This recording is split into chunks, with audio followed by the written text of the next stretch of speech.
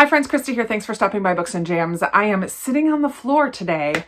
This is an angle that you used to see all the time in my videos, but I have been using my chair a lot more often now that I have that. And this, I'm just kind of revisiting the old way of doing things because of these two stack of books right here. If you watched one of my recent weekend reading vlogs, you know that over that weekend I decluttered and cleaned out my bedroom and rearranged things and got it all cleaned out. Well, that kind of lit a little fire in me to take a look at my shelves again. It's been a while since I've done that project where I did my UNHAUL project and I went shelf by shelf by shelf and unhauled a ton of books. Well, I just kind of ruthlessly went through one more time. I was tired of books resting on top of shelves. There was just things were not fitting very nicely anymore. And I have a lot of books coming from my trip to Minnesota recently. So I just needed to make some more space on my shelves. So I took a look one more time, went through quickly, didn't take too long to think about it. And I have just about 50 books to unhaul. I think I'm just under 50, but I have a ton. I don't know much about these because they are all unread off of my TBR shelf. I'm soon going to be doing a project where I go through my whole house and count all of my books. I want these ones gone before I do that project. I'm going to start with this stack in front of me right now, and these are all middle grade. About half of my big pile here is middle grade books. I just needed more room on my middle grade shelves, and I kept what I'm more interested in reading and passing on things that I'm no longer interested in at the moment. It doesn't mean that I'll never read them, but it does mean that they're leaving my shelves. I can always get them from the library or another way later. Also, these books are all going to be added onto my Pango shop. So as soon as this video is up, you can hop on over to my Pango. The link is down in the description below if you're interested in purchasing any of these. They're all going out onto my Pango shelf. So first off, we have Son of the Deep by KB Hoyle. Little Mermaid gender swap story. I have The Jules Verne Prophecy, which is going to be a mystery by Larry Schwartz and Iva Marie Palmer. This came in a subscription box. Princess Academy by Shannon Hale. I have enjoyed other Shannon Hale books, but I'm just not interested in this one. The Library of Ever by Zeno Alexander. I've heard good things about it. It's a super short little book, but I just have others that I'm more interested in reading. Cinders and Sparrows by Stefan Bachman. I think I recently just saw Kelly from Cozy Reader Kelly unhaul this. I don't really have an interest in reading it right now, so it's leaving. Tuesdays at the Castle is a book I will probably love, but it's the start of a series and I never see any of the other books in the series. So I'm not sure if it's well loved or if people only just read this first one. I'm just not going to read it, I don't think. This is a book that was sent to me a long time ago, Madame Eldridge's Wayward Home for Unruly Boys by Benjamin Ryan. The Odds of Getting Even by Sheila Turnage is a part of the 3 Times Lucky series. I think I'm happy just reading the first book in that series and don't need to read more.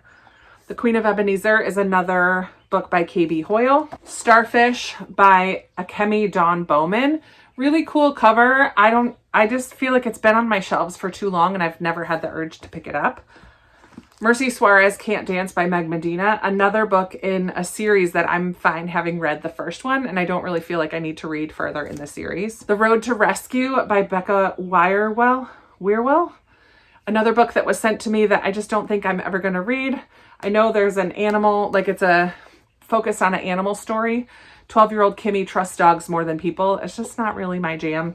So I will hope someone else can enjoy it more than me. This is an ARC, so it's going to have to go into a little free library. The Last Wind Witch. This was sent to me years and years ago by Jennifer Adam. Beautiful cover. I just don't think I'm ever going to read it. Hertz Gets Fused by Suzanne Purvis. It's another Owl's Nest published book that I don't think I'm going to read. The League of Seven by Alan Gratz. I'm curious about this one, but I have a couple other Alan Gratz books on my shelves that I'm more interested in reading other than this one, but this looks like steampunky kind of feel. I just chose the other ones over that one.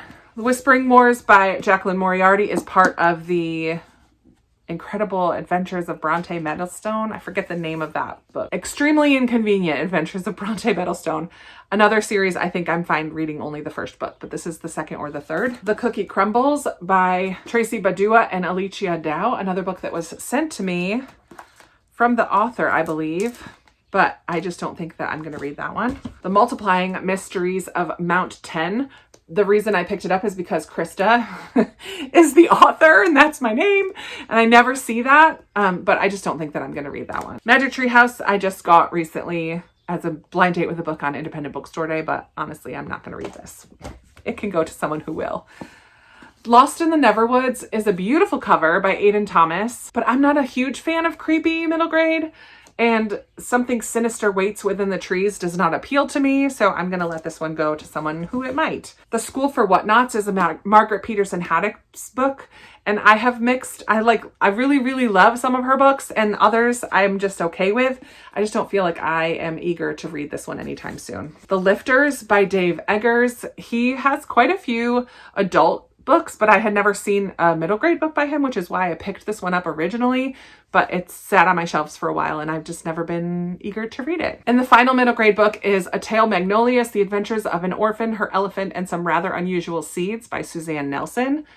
I feel like I might enjoy this one, but again, others on my shelves stand out to me more than this one. So those are all going to get added to my Pango shop, friends. So if you see any there that you're interested in, hop on over. Now we are going to get to some adult reads. And I feel like a broken record a little bit, but the reason most of these are going is because there are other books on my shelves I'm more interested in reading. Sorry if the angle changed. I need to sit back against my shelf. Now I remember why I don't sit on the floor. I'm a little too old and it hurts my back and it hurts my legs. Anyways, let's continue. The first one I have here is The Plot by Jean Hanff Korelitz. I don't think some of these need too much of a description. I think this is about a professor whose student dies and he steals his work. Something along those lines. Yellowface by R.F. Kuang and Babel by R.F. Kuang. I got these because so many people were reading them, but I don't think I'm ever going to read them, honestly. So they're going. The Last Garden in England by Julia Kelly. I have read some Julia Kelly books. It has a beautiful cover, but it's been on my shelves for quite a while and I just don't think I'm going to read it. A Sweet Haven Homecoming by Courtney Walsh. Courtney Walsh is an author that I do really enjoy her newer stuff. I picked this up because it was a backlist that I'd never heard of. She has quite a few, but I don't think I'll ever pick that up. Lauren K. Denton, A Place to Land is the next one. This one is going to be one that takes place in the South. It's going to deal with sisters. It has a bit of water damage. You can really see when I open it up. I'm not thrilled about having this on my shelves. It doesn't look bad at all from the outside, but the inside is a little bit messy. And I just don't feel like I will have the urge to pick that one up. Another one that's been on my shelves for about 8 years since I moved here, I think, is Courting Mr. Lincoln by Louis Bayard. I had a friend send me a box of blue one time for whenever you're feeling blue or something like that. And this was in there because it's mostly a blue cover. I thought that was super creative and I kept it because it was gifted to me by a friend. But again, it's been over 5 years that this has been on my shelves and I've never picked it up. The Sin Eater by Megan Campini was kind of an impulse buy when I was shopping in Williamsburg one time at a used bookstore. I just don't think, honestly, that it's going to be for me.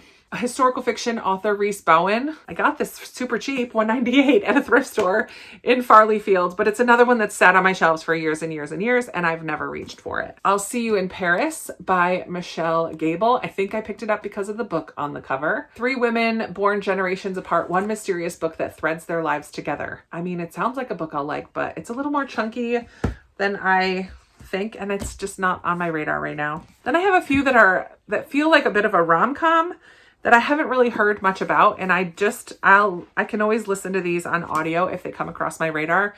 But I have Sadie on a Plate by Amanda Elliott, Miss Lattimore's Letter by Suzanne Elaine, Lucy Checks In by Dee Ernst, and Miss Hargreaves by Frank Baker. Lady Sunshine came, I think, I don't know where I got this. This is an uncorrected proof. I'm not sure where I got this. I probably added it to a Pango order at one point by Amy Mason Doan.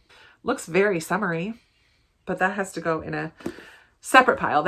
Some of these that are ARCs will not go on Pango. They'll go in a pile for Little Free Libraries. But just a few left here. The Museum of Extraordinary Things by Alice Hoffman. I did really enjoy The Dove Keepers by her, but I'm not sure I want to read anything else at the moment. The setting of this is at a freak show at Coney Island in New York. Yeah, I'm just not sure I need to read that. Twain's End by Lynn Cullen is a book that has been on my shelves, got unhauled, and then I found this paperback copy of it. and have it again, but here we are again unhauling it. I'm probably not going to read that. When the Stars Go Dark by Paula McLean is another book that I added to a Pango order at one point, but I just don't think that I'm going to read this one either. I have just a few left that I have read or read part of. So I'm going to be unhauling this whole series, The Strangers by Margaret Peterson Haddix. The second one is The Deceivers, and the third one is The Messengers. I read the third one in May and didn't really care for it, and I don't see myself really recommending this a ton or rereading it, so I don't need to keep them on my shelves. So I'm getting rid of that whole series. I need to wait until I talk about my May wrap-up before I can put the other one on there. I did, in my May NetGalley vlog, I read a little bit of The Paris Hours and decided to DNF this book, so I don't need to keep the actual copy on my shelves. I just feel like that is too much of, I think it all takes place over the course of a day, maybe, following a few different characters in Paris. I'm not sure. And then recently I did a try a chapter tag with some of my Christmas book exchange books and decided that I was going to unhaul all but one of them. So we have The Longest Night by Andrea Williams. Read the first chapter, wasn't interested.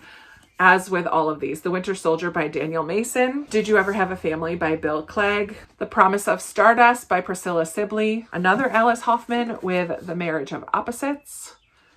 And this one wasn't in my try chapter, but I did read the first short story in here and just don't feel like I need the rest of them. My Monticello by Jocelyn Nicole Johnson.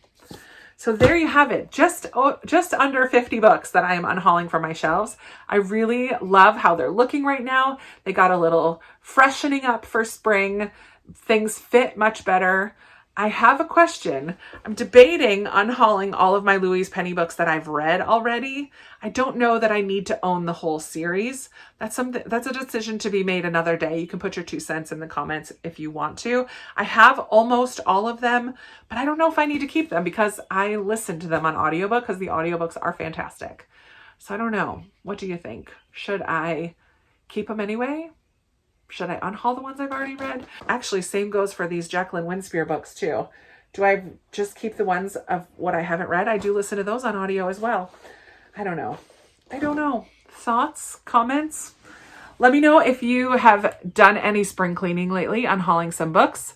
Let me know if you are really sad that I'm unhauling some of these, or if you think some are just really right up my alley and you think maybe I should keep them. I can't always take them off Pango unless someone buys them right away. So just let me know your thoughts. Let's chat about them down below. And if you've made it this far but you don't really have a comment to leave some sort of cleaning emoji. I'm sure there's like a broom or soap bubbles or something along the lines because it is spring cleaning time around here and I am decluttering like mad and I love it. I'm here for it. Thank you so much for watching and spending a few minutes of your day with me. I really appreciate you being here and I look forward to chatting with you in another video very soon. Bye.